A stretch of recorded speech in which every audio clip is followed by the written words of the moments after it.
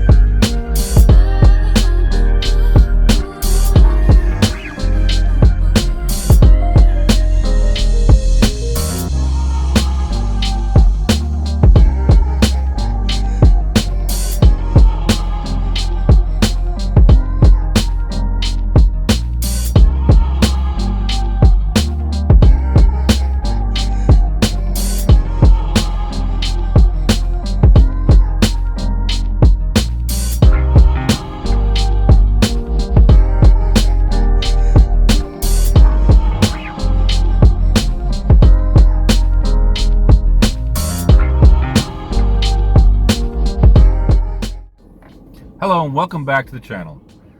As from my previous videos, you see that I have been doing some long-term testing on what they call the cheap tire manufacturers out there.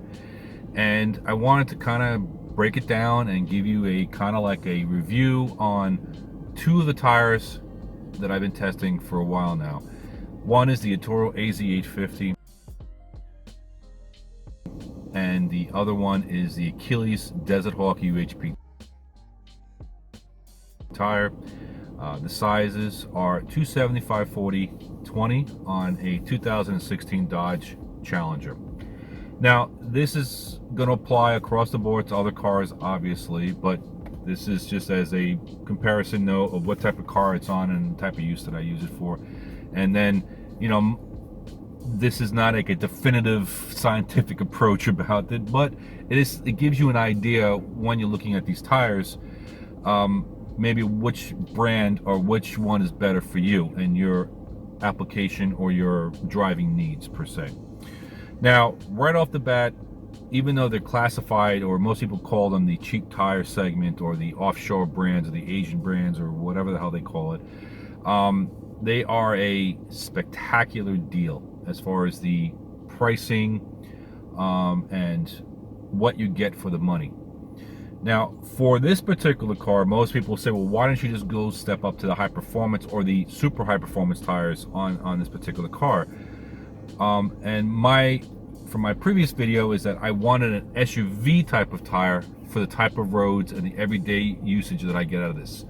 I find that the SUV lines of most of these tire brands usually offers a thicker or better load-bearing construction on there. The tires seem to be more robust for, you know, the SUV world per se. But right off the bat, I want to get into the performance aspect of them. Excellent. Both tires are probably on the same par as far as quality, workmanship, drivability, road noise, all that kind of stuff. But I'll break it down a little bit further for you and then maybe help you decide which is better for you. Now, again, not one tire is better than the other. It's sort of like shoes or sneakers. You know, some sneakers are made for this, some sneakers are made for that. Then you have your cross trainers, and they're kind of like the best of both worlds. And I think these tires for an everyday application are best of both worlds.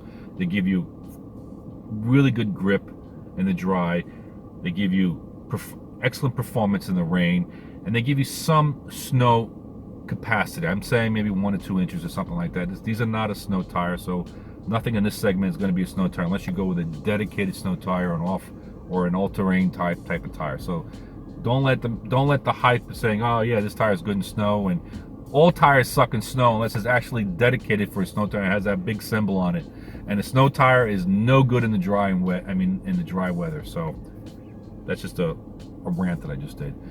But right off the bat, noise. Let's say road noise for both tires.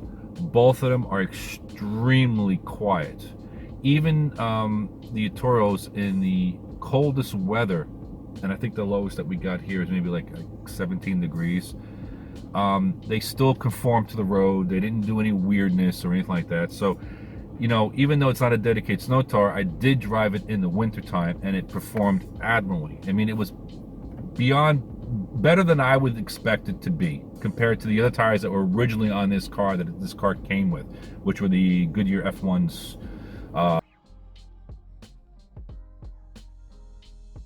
3-season tires. So don't even waste your money on those if you're gonna drive, if you're in all season type of climate.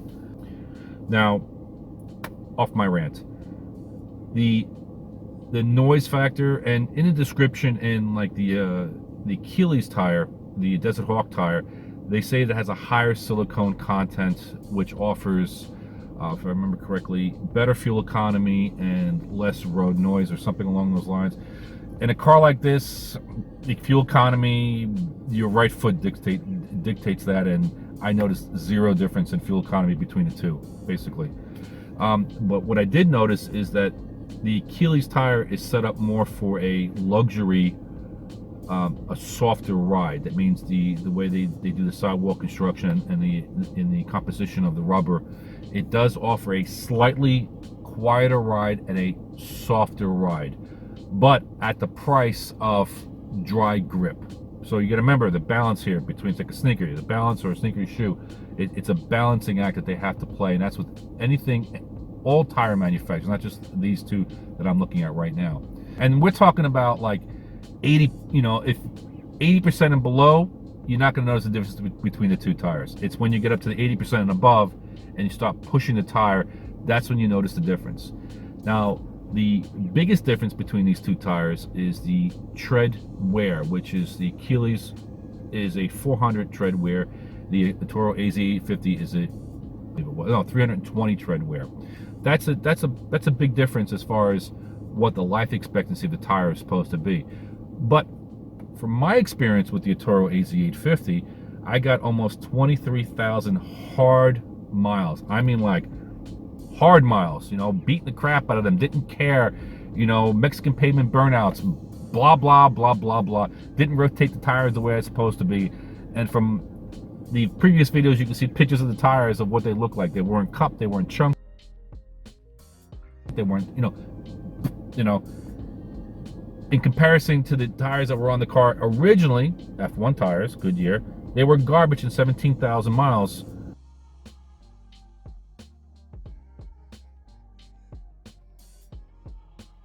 I mean, they were worn down to the nub in 17,000 miles with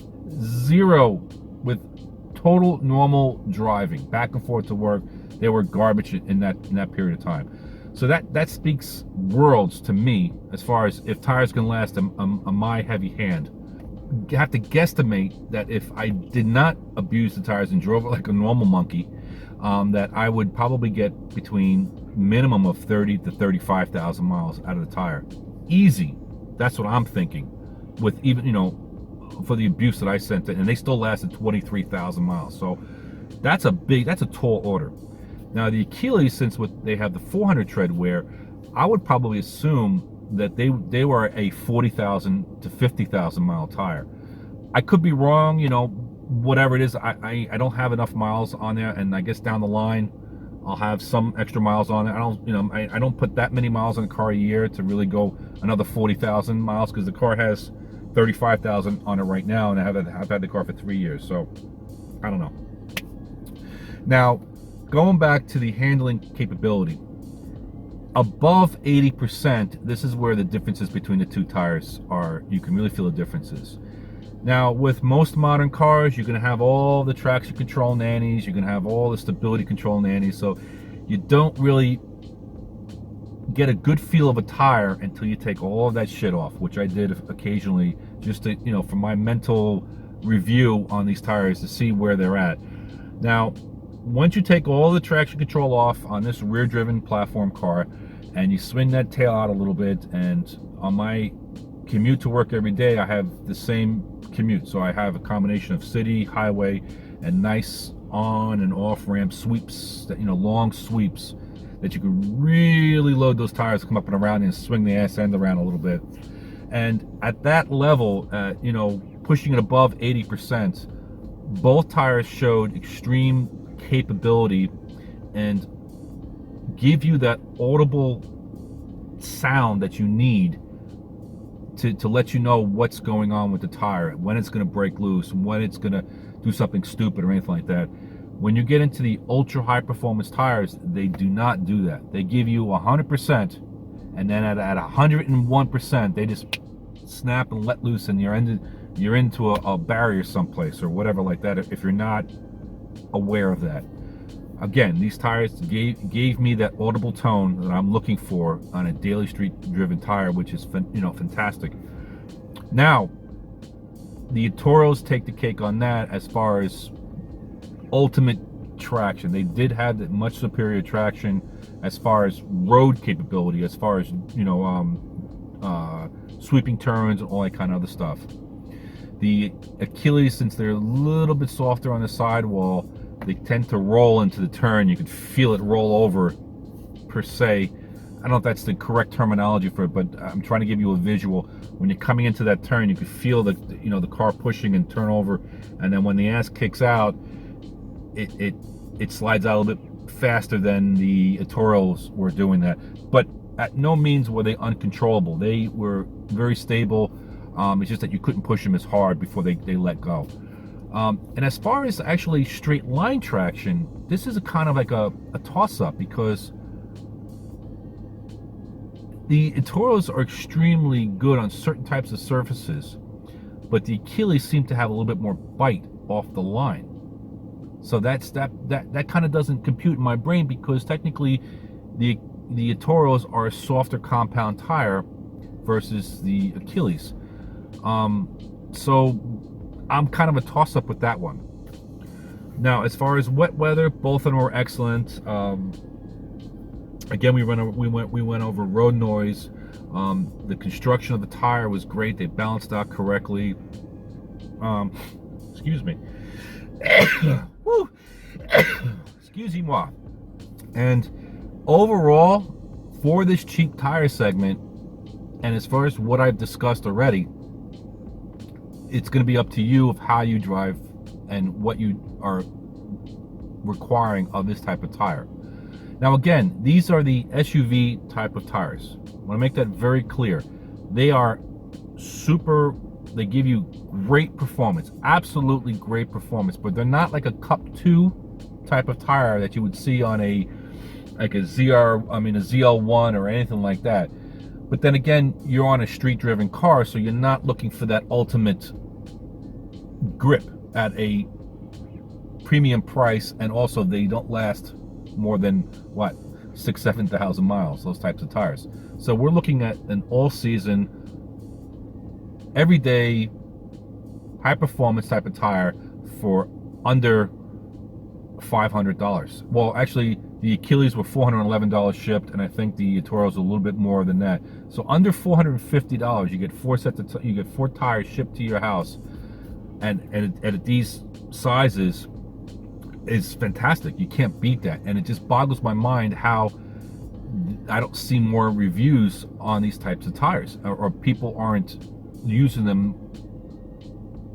You don't see that in the mainstream marketplace, except for the guys online that are already aware of that. You never see the mainstream marketing or the mainstream channels reviewing these types of tires, or giving you at least an in-depth view or anything along those lines. They kind of give you like just like a little flash thing. Okay, Atturo az850s, blah blah blah blah blah, and that's it. Nothing where they see people using them on their cars, except for the guys on YouTube and other stuff.